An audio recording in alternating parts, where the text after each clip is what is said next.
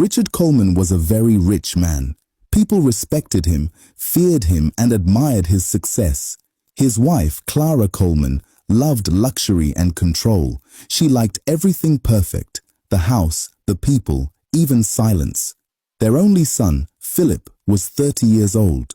He used to live a bright, happy life until one night changed everything.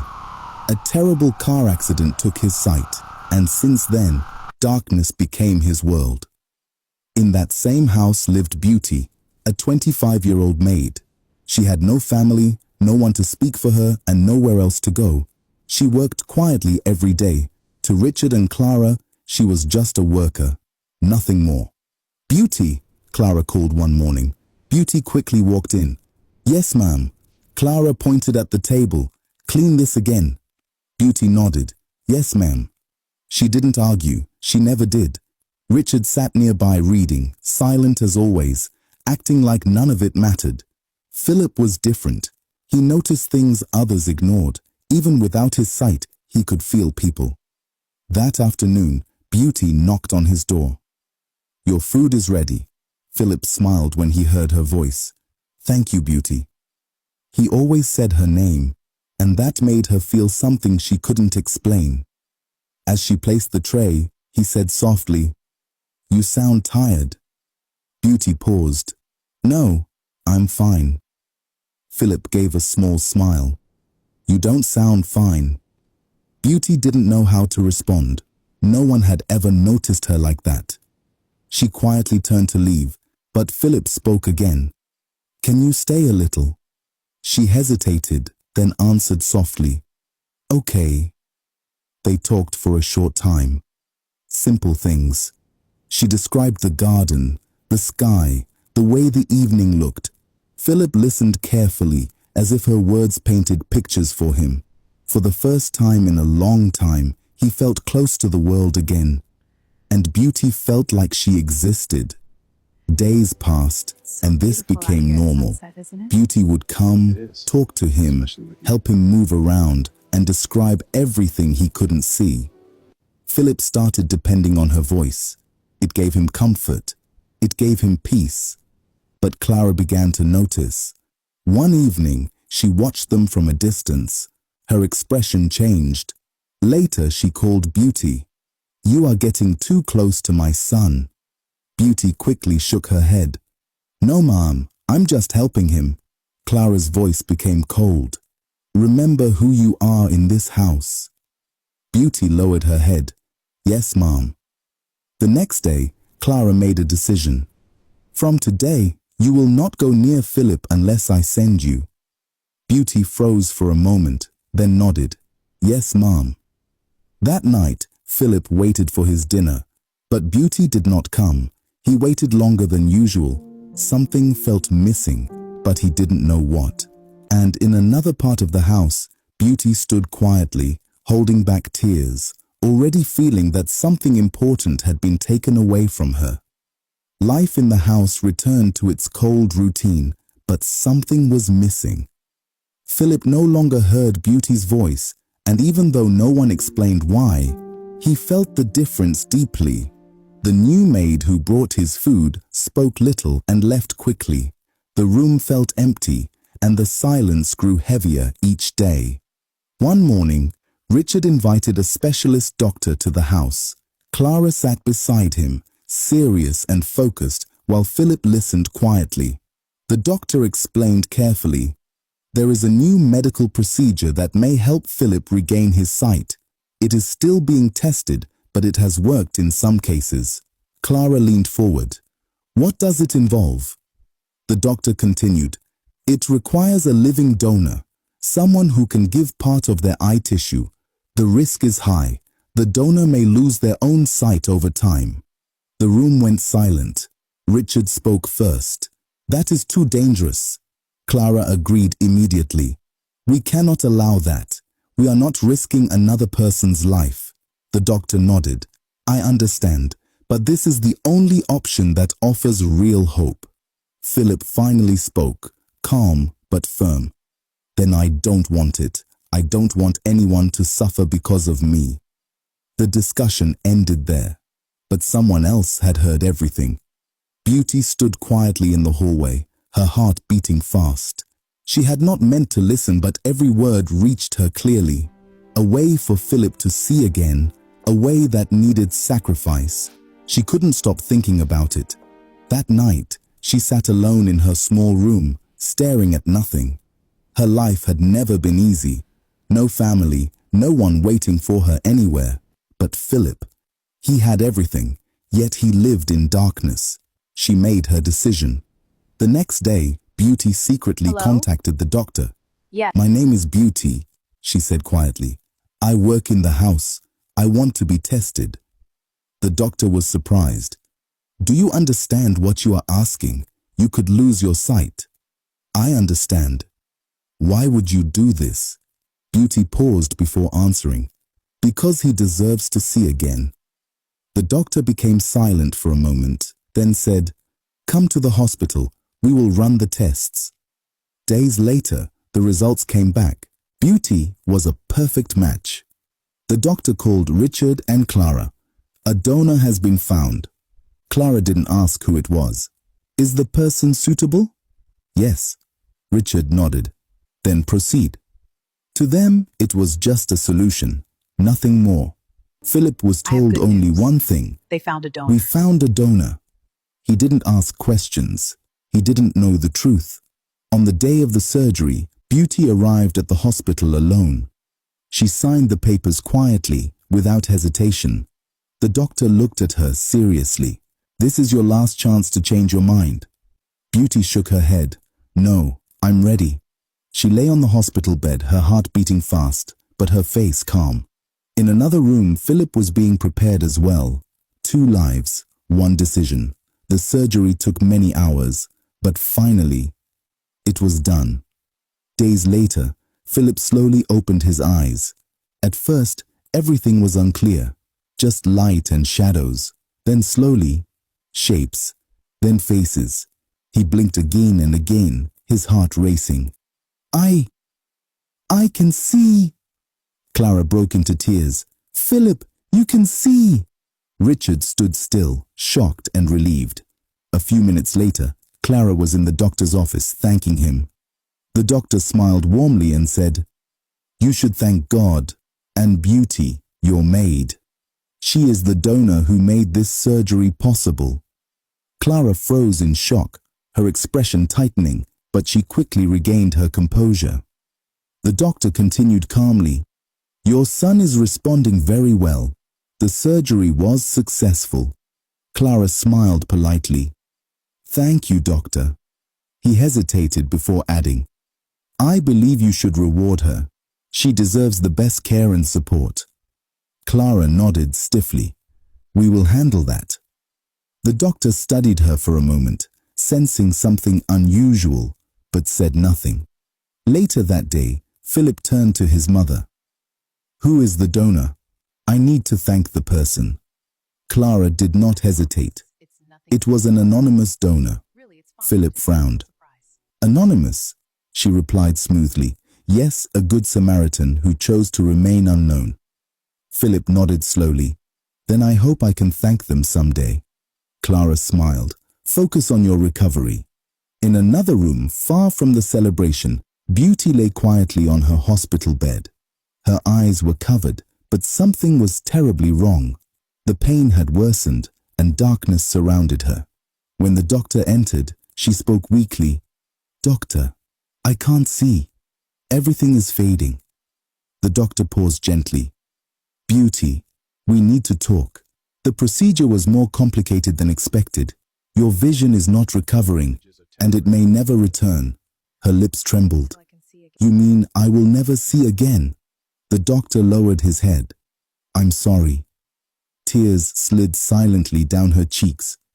"I understand," she whispered. After a moment, the doctor left. Not long after, the door opened again. Clara walked in. Beauty recognized her presence. "Mom," Clara stood beside her bed. "I know it was you. You saved my son." Beauty replied softly, "I didn't do it for recognition." Clara nodded coldly. "I know, but things have changed. You cannot stay in our house anymore. You are blind and of no use to me. Clara placed a bag on the table. There is 5 million naira inside. Use it to start your life. Beauty shook her head. Mom, I didn't do it for money. Clara's voice hardened. You need it. You are poor. Take the money, leave this hospital, and never return to our lives. A driver will come for you in a few minutes. Without another word, she turned and walked away. Beauty lay there alone, blind, quiet, and abandoned. Her world had gone dark, not only in her eyes but in her life. Outside, Clara returned to Philip's room as if nothing had happened. She smiled gently. Philip looked at her. Mom, is everything okay? Clara nodded. Everything is fine, but it was not fine, not even close.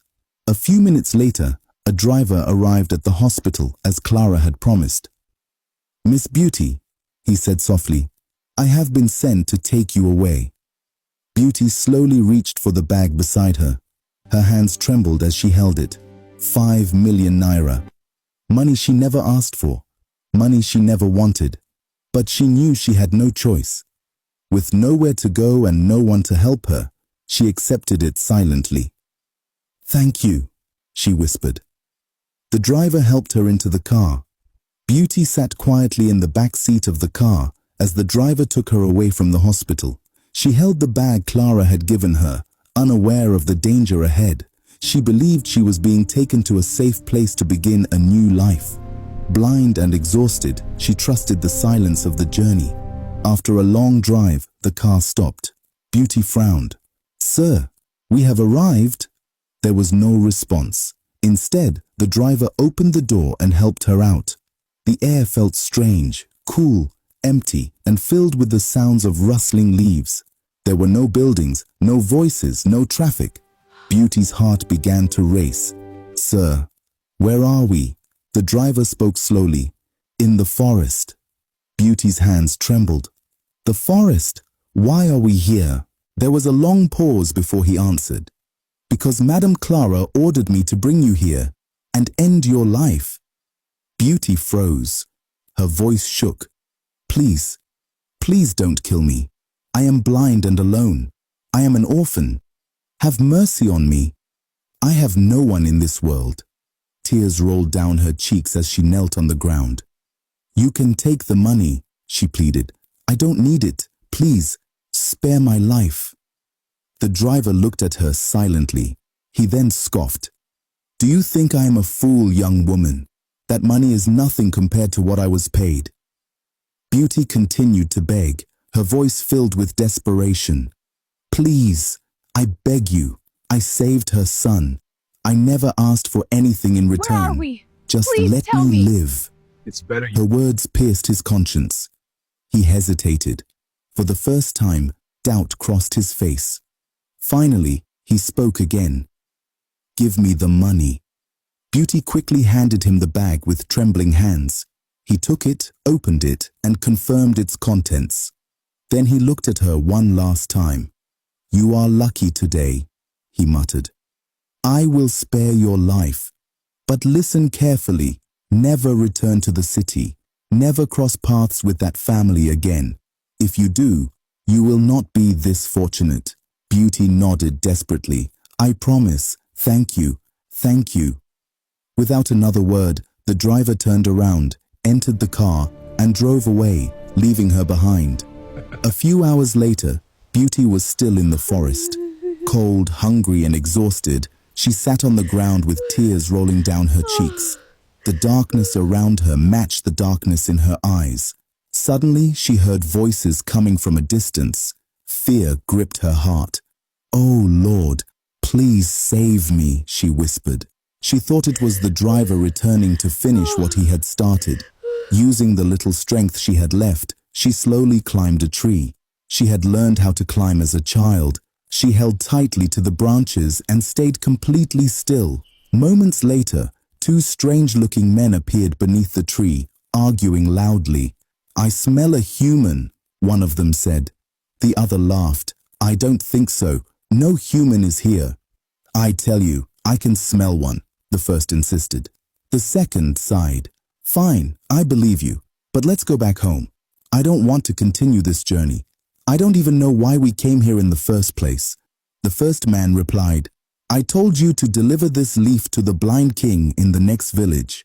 I am not going, the second said stubbornly. I never liked those villagers. I don't know why you want to make their king see again. The first man shrugged. Then let's leave the leaf here. Maybe someone will find it. Who cares? He dropped the leaf beneath the tree. The two strangers then disappeared into the forest. Beauty remained still, trembling. When she was sure they were gone, she slowly climbed down. Her hands shook as she felt the ground. Soon, her fingers touched something soft and cool, a leaf. She picked it up gently. Remembering their words, she placed it carefully over her eyes. In an instant, a warm sensation spread through her body. The darkness began to fade. Shapes appeared, then colors, then light. Beauty gasped. I can see. She fell to her knees, crying with joy. The sky, the trees, the sunlight. Everything looked like a miracle. Her sight had returned. Overwhelmed with gratitude, she whispered, Thank you, Lord. With determination, Beauty made her way through the forest until she reached a nearby village. Remembering the strange men's words, she went straight to the king's palace. The guards stopped her. What do you want? I have come to help the king, she said boldly. I can restore his sight. Her words shocked them, but they led her inside. The blind king sat proudly on his throne. His voice was stern. Young woman, do you know what you are saying?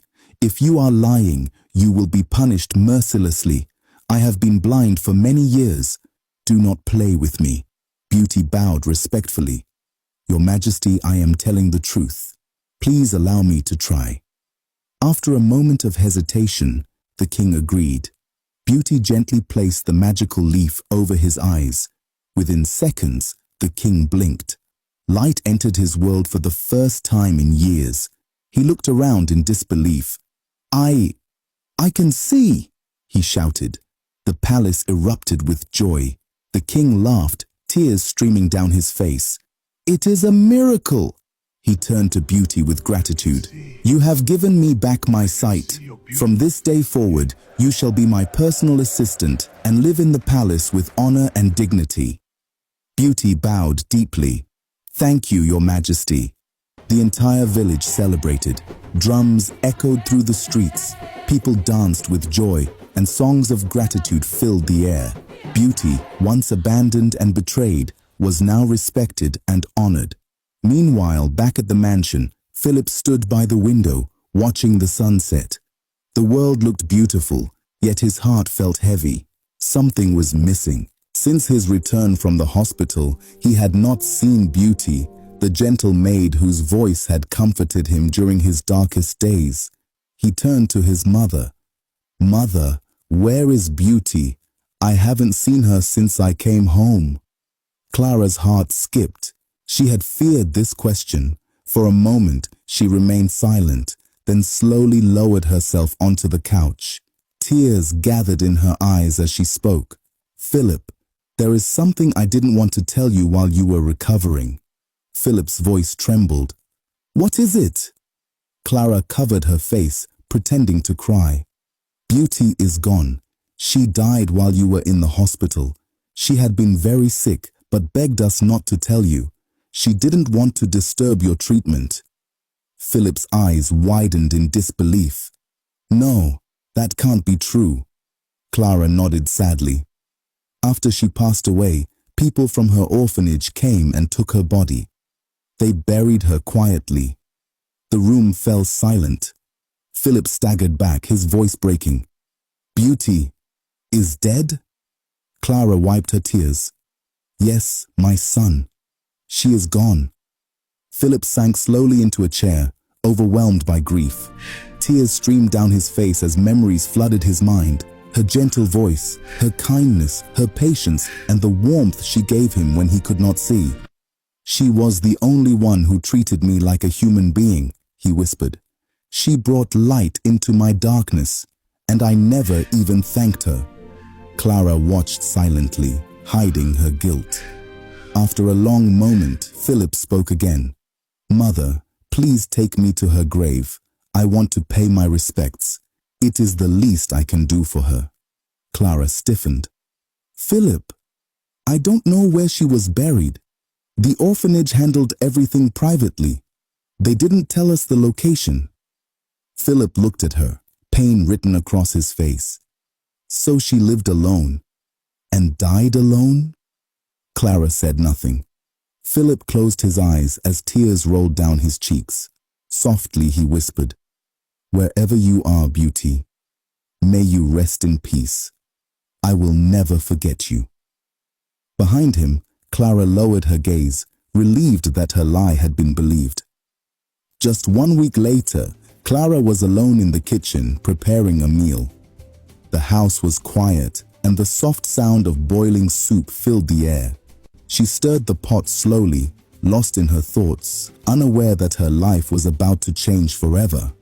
Suddenly, she stopped. She blinked.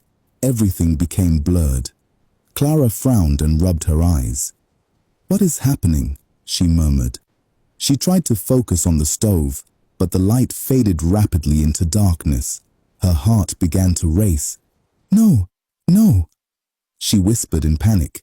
Her voice trembled as fear consumed her. "I can't see. I can't see. Everything is dark." Terror gripped her. She stretched her hands forward, searching for support, but found nothing. Tears streamed down her cheeks as she staggered backward.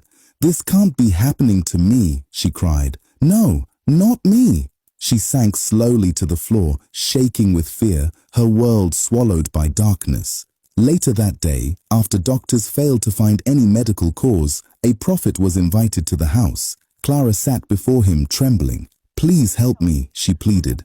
"I have lost my sight." The prophet closed his eyes briefly, then spoke with calm authority. "This is not an ordinary illness. Your blindness is the result of your actions. You brought darkness into the life of an innocent person, and now darkness has come upon you." Clara's lips trembled. "I have done nothing wrong," she insisted. The prophet's voice grew firm. "You must confess your sins and seek forgiveness. Only then will your sight be restored. If you refuse, you have 1 month to confess, or you will die." Clara's face hardened with pride. "I did nothing, and I will confess nothing." The prophet frowned. "Truth cannot be hidden forever. Choose wisely." He turned and left, leaving Clara alone with her fear and the darkness that surrounded her.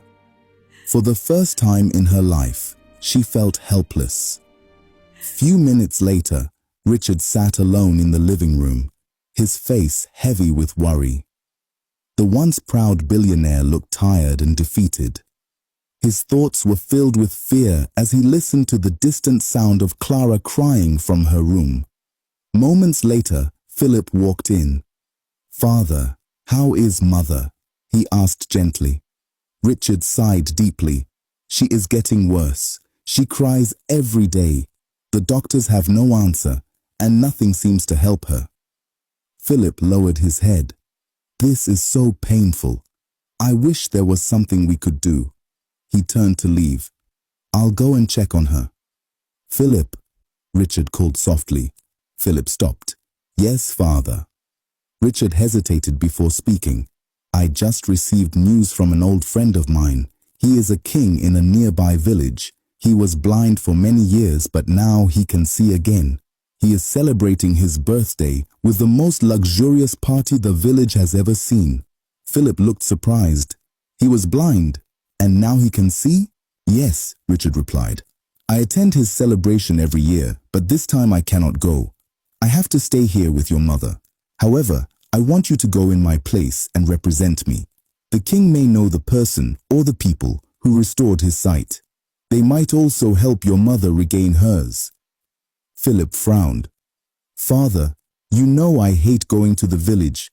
Besides, I don't even know your friend. I have only spoken to him once on the phone." Richard stood and placed a gentle hand on Philip's shoulder. "I understand, my son. but I have already bought gifts for him a month ago. You must take them to him on my behalf. Who knows? He might help your mother regain her sight." Philip hesitated, torn between reluctance and hope. "I don't want to go," he admitted. "But if there is even a small chance that he can help Mother, then I will." Richard's eyes filled with gratitude. "Thank you, Philip. You have no idea how much this means to me." Philip nodded slowly. "I am only going because you said the king might help Mother regain her sight." Richard smiled faintly. "That is all I ask." Days later, early in the morning, Philip arrived at the king's palace. The village was alive with excitement as preparations for the grand birthday celebration filled the air. Colorful decorations hung across the streets, and guards stood proudly at the palace gates. Philip was respectfully escorted into the king's private chamber. Inside, the king sat on his royal seat, dignified and welcoming. As Philip entered, he bowed politely. "Good morning, Your Majesty. My name is Philip Coleman. I am the son of Richard Coleman. My father sends his warm greetings and sincere apologies for his absence. My mother is unwell, so he asked me to represent him." The king's face brightened with recognition. "Ah, yes, Richard's son. Your father is a dear friend of mine. I am honored to finally meet you in person, Philip. You are most welcome." "Thank you, Your Majesty," Philip replied respectfully as they shook hands. "Please sit," the king said warmly. "Make yourself comfortable. Today is a special day, and your presence adds to my joy." Philip smiled. "It is an honor to be here, Your Majesty.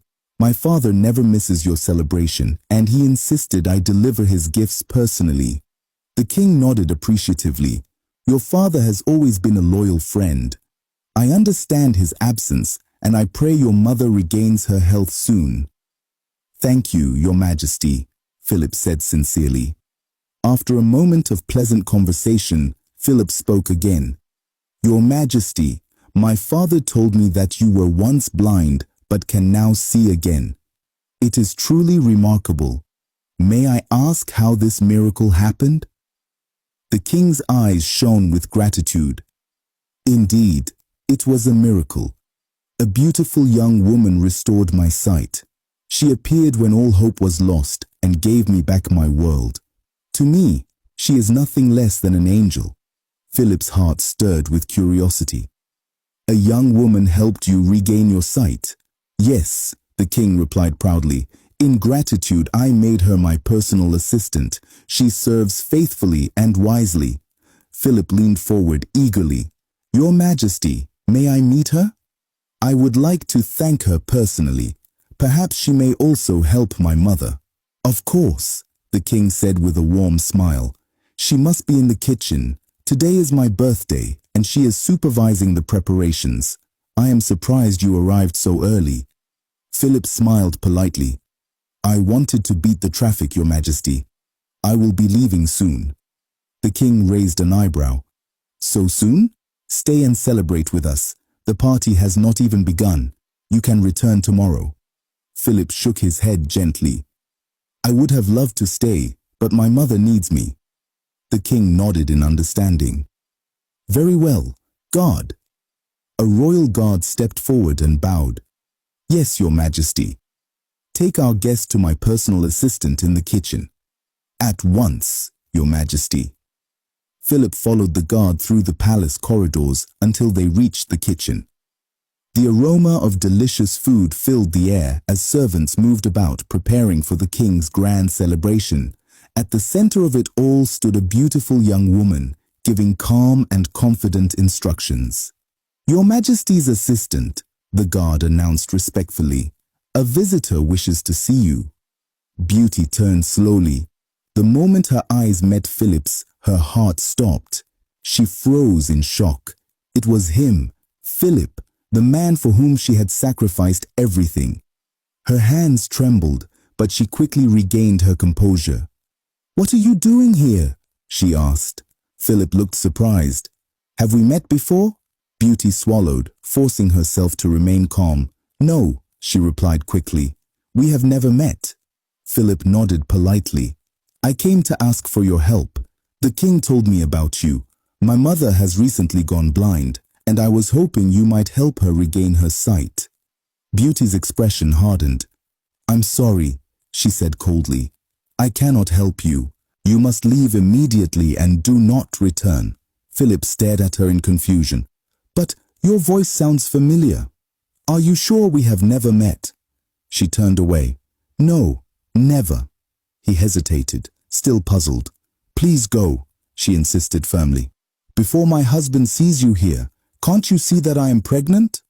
Philip glanced at her rounded belly and stepped back respectfully. I'm sorry, I didn't mean to cause any trouble.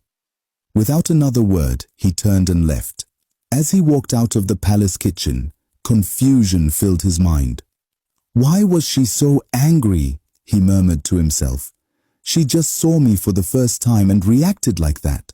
Her voice felt so familiar, yet she denied knowing me. He shook his head. Oh well, perhaps she is suffering from something she doesn't even understand yet. What a strange woman. This is one of the reasons I don't like coming to the village.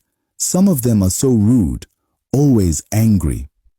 That evening, Philip arrived back in the city. He walked into the living room, his face filled with frustration. Richard, who had been waiting anxiously, stood up immediately. Philip, you're back, he said. How did it go? Did you meet the king? Were you able to get any help for your mother? Philip sighed heavily and sat down. Yes, father, I met him. The celebration was grand and he welcomed me warmly, but I couldn't get any help. Richard frowned. What happened? Philip shook his head. The king introduced me to the woman who restored his sight, but she refused to help me. She was rude and ordered me to leave. Richard looked surprised. The person who helped him, was it a woman? Yes, Philip replied. A young and very beautiful woman.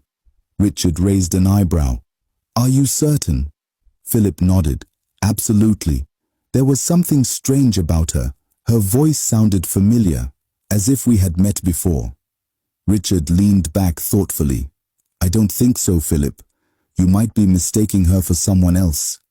Philip remained silent for a moment, deep in thought. No, father, I am not mistaken. The way she spoke, the way she looked at me, it felt personal. I am certain she is hiding something from me. I must go back to the village and ask her more questions. Richard looked concerned. Are you sure about this? Philip nodded firmly. Yes, I need answers. There is something about her I cannot ignore. Richard sighed softly. Very well, my son, but be careful. Philip's eyes were filled with determination. I will, father. I will uncover the truth. As he stood by the window, staring into the distance, he whispered quietly, Who are you? And why do you seem so familiar? Destiny was drawing him closer to the truth, and the past was about to be revealed. To be continued. Stay tuned for part 2. It will be thrilling, emotional, and full of surprises. Thank you for watching, and stay blessed.